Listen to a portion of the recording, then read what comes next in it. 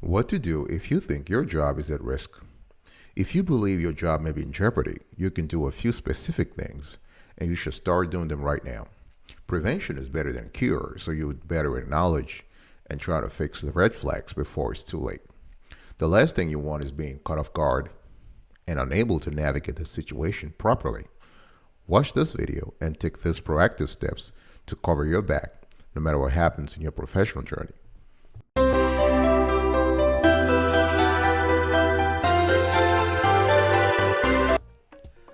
Welcome back, folks, to another edition of Sweetie Kiwi. I hope you are doing fantastic today. I'm doing marvelous, and if you are doing as great as I am, go grab a cup of coffee or tea or vodka and let's roll. Today I want to talk to you about what to do specifically if you believe your career, not your career, but your job is at risk. And this is a situation that happens to millions of Americans every year, where you kind of find yourself in a situation where you have to make decisions, right? So the first thing you have to do is check in with yourself. Are you happy in the current job, right? What is your dream job? Is your current job your dream job? Are you fantasizing about another job? Because those things can have a foundation in your lack of motivation, for instance, right? Is everything fine privately? So you got to think about your life, your family, your professional circle, your social entourage. All those things become the foundation of your professional career. Of your professional objectives, right? So if there is some kind of imbalance in those factors that I just spoke about, you might be feeling some lack of motivation. Another thing you want to pay attention to is what could lead to the potential termination, right? We're not talking about you being terminated. We're just talking about there might be a possibility of you losing your job. So you got to look at two things. First thing is internal factors. So internal, I mean personal factors, right? Are you having a low performance at work? Are you disinterested in the position? Are you unmotivated? That's one. Number two, think about external reasons. Is the company having some kind of regulatory or financial problems? Is the industry going through some downturn, right? Are you having conflict with your boss and coworkers? All of those factors, both endogenous and exogenous, can have repercussions on your productivity or on the climate at work. Second thing you want to do is boost your existing skill set. So you want to think about, let's say you have skills in a specific field. Try to upgrade them. Try to update them. Right? You also need to research what secondary skills you really need to boost your primary skills. For instance, let's say you are in marketing, right? This is your primary skills. You've done a lot of greatness. You've done a lot of great stuff around traditional marketing.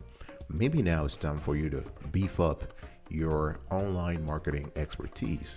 So that would be your secondary skills, right? You want to talk things with others. Talk things out with others, right? You can take a time management course to be able to be more productive. You can learn tricks for staying motivated. And one thing I found very productive in this situation is get certified, right? So you can increase your marketability, your value in the industry, right? Let's say you are in marketing or you are in finance, for instance. You can seek a PFS, personal financial specialist, or CPA or CFA, whatever it is, whatever licensure, whatever license, whatever certification carries value in the industry, maybe it's time to get it.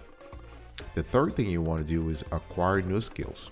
So whenever you believe your position might be at risk, think about getting new skills, right? Because the thing here is that you feel a little vulnerable because you are not well equipped to confront the challenges in the job market, right? So to acquire new skills, trying to set a goal so you know your end goal, what your end goal is, and this is the critical first step to learning anything new. Break it down. Break down the kind of skills and soft skills you want to acquire, right?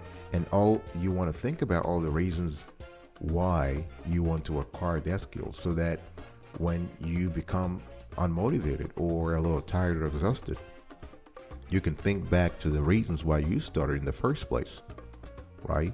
So this is very important. And while doing that, focus on one soft skills at a time. Don't try to learn everything right away. You want to start gradually build on, each game. All right. I'll be right back right after this. Don't go anywhere.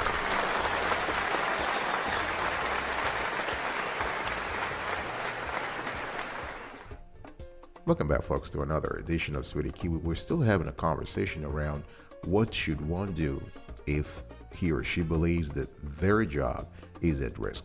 So in the first section, I give you 3 things you can do. Now let's move on to 3 more steps. Number 4, double down on networking.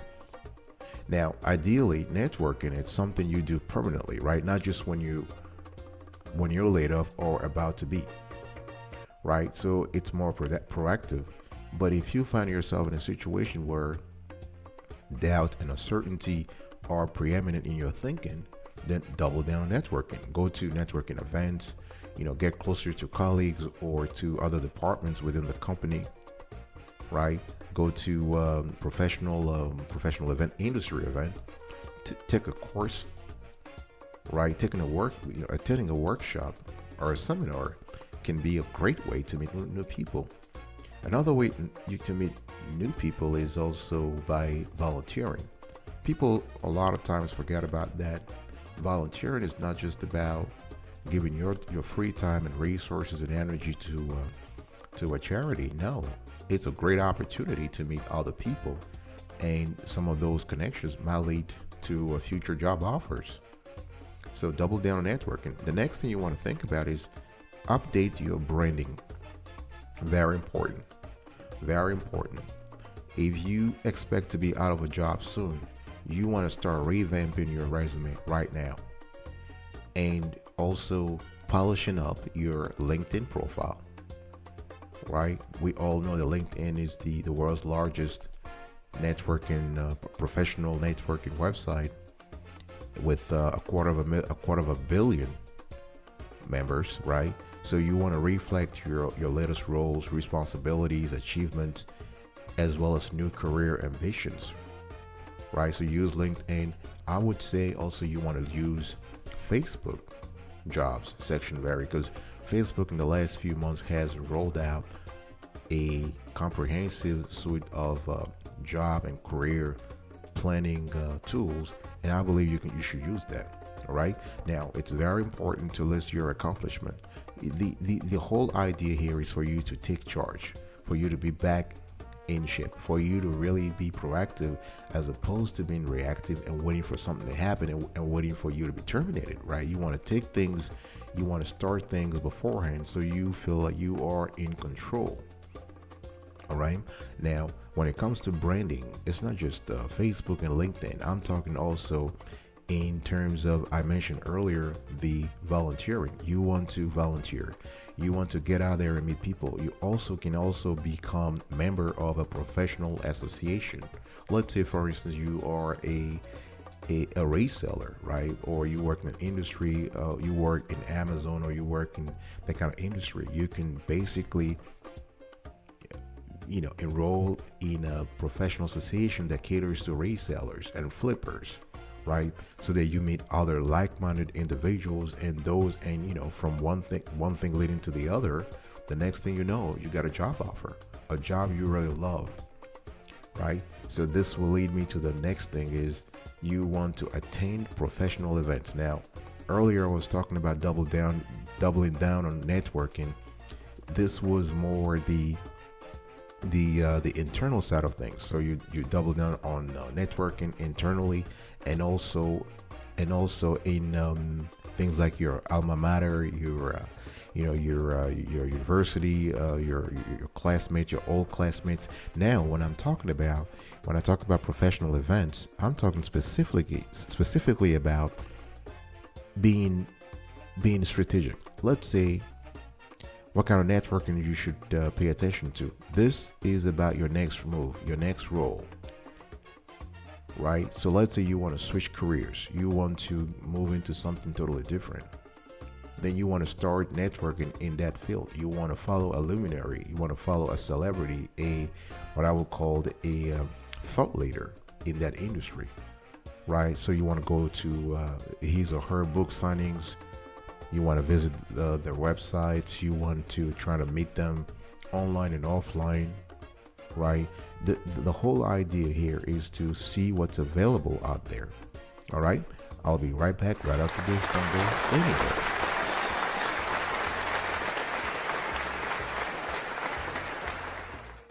Welcome back, folks, to another edition of Sweetie Q. I'm very happy you're still around. I really appreciate that. We're still having a conversation around what to do if you think your job is at risk.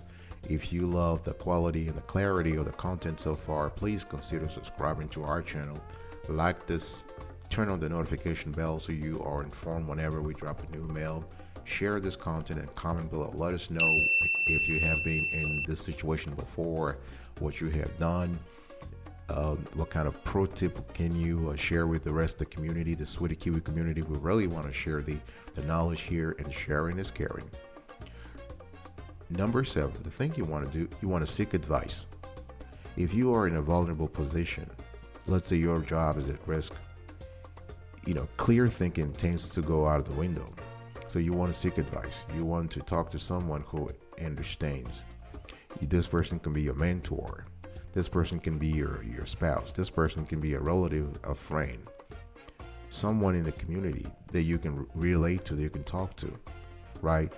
You want to have an unbiased, a clear sort of feedback from someone who understands, who knows you very well, and understands what you're going through, right? Seek advice. Don't be scared about that. Another thing you want to do is you want to check your financial situation. It's very important. You want to start thinking about, if you might be out of work, chances are you will either get a job quickly or stay in the job or stay unemployed for a little while, right? Now, it doesn't matter how long you get unemployed. Even though you are collecting some unemployment benefits, you want to beef up your rainy day cash fund, your emergency fund, right? You want to start putting extra cash on aside so that, push come to shove, you're able to have a nice savings account waiting for you to really ride and navigate this this potentially difficult moment, right? Now, a rainy day fund is not just for people who might be losing their job. It's just great in general, whether we are in an economic downturn or someone's career is at risk. A rainy day cash account is very good. So check your financial situation. Think about your net worth. Maybe this could be the time to trim some of the expenses here. If you are having a lot of discretionary expenses and you might be living beyond your means, you want to really cut down on spending. You want to start paying off debts so that your credit score does not get affected, right? That's an important thing. And number 9, you want to enlist professional help. I'm talking here getting a career coach. Why? Even if you're seeking advice from a mentor, from a family member, they may not be equipped intellectually, that is, to give you advice on your career. But if you can spend a few $100s on a professional career coach, that person can help you redirect your career in the right direction. A career coach can personalize your career plan, right? Can help you with things like resume writing, cover letter tips, sample interview questions. Career coach ultimately will help you create a personalized plan designed to meet your goals, right? Now, I'm not saying that the coach will do the work for you. No, the coach will be there to kind of back you up, to kind of nudge you in the right direction, provide guidance needed. And that's all you need anyway, right? Because if you're passionate enough about the job you're looking for, chances are you're going to take things in your own hands, right? You just need to have a little oversight, a little tutelage at the beginning. Now, a career coach can also minimize stress and anxiety, right? Because again, if your job may be in jeopardy, the last thing you want is to be scared about what's available out there. But if you have a career coach who has experience in the industry, has worked with hundreds of people understands the kind of job you're looking for, the kind of job you're currently in, that presence alone can reduce stress and anxiety. Another thing you want to understand is that a career coach will never change your life overnight, and they're not going to instantly get you a job, but their ability to provide unbiased and honest feedback, right, in addition to honest advice and guidance moving forward, can do a great job at making sure you are confident. And that's all you need, right? You need self-confidence, you need self-assurance to go back out there and show that you are passionate about the kind of work you're looking for. All right. So this is it, folks. Today we had a great conversation, and I just want to quickly give you a recap of today's conversation here. What to do if you think your job is at risk. So 1, check in with yourself. Boost your existing skill set. Acquire new skills. Double down on networking, especially networking in your current position, networking at work. Update your branding. Attend professional events. Professional events, especially those that relate to the new position you might be going into. That's for, if you want to switch careers. Seek advice. Check your financial situation. Very important. And last but not the least, enlist professional help. Get a career coach. All right, folks, I really appreciate you spending some time with us today. If you love this kind of content we share with you, please subscribe now and turn on the notification bell. Like this content, share it. Sharing is caring. You want a lot of folks to hear about this, and you want to comment below. Let us know your opinion about the topic. If you've been in this position before, what you've done, we really appreciate it. I will see you next time, and until then, stay marvelous.